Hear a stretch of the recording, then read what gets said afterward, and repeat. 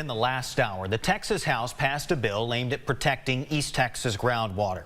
That law would put a hold on new pumping permits to export water out of East Texas while we learn more about the long-term impact. KLTV7's JD Conti explains. House Bill 27 is passed to engrossment. We only have so much of it, and lawmakers want to find out how much. It pushes the pause button for 2 years. Representative Cody Harris filed House Bill 27.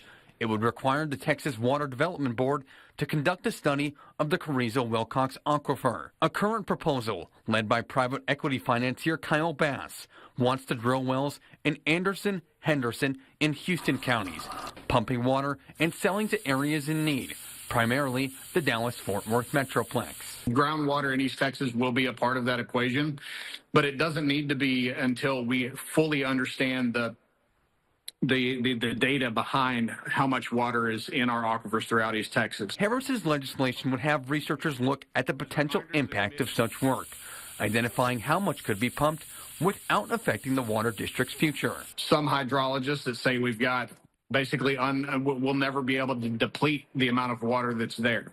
Well, how much is recoverable? The study would also look at environmental impacts of pumping.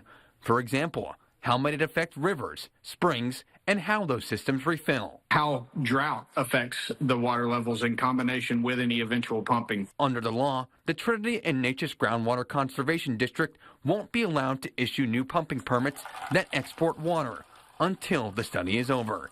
JD Conti, KLTV 7 News. And if signed into law, that study would need to be completed by January of 2027.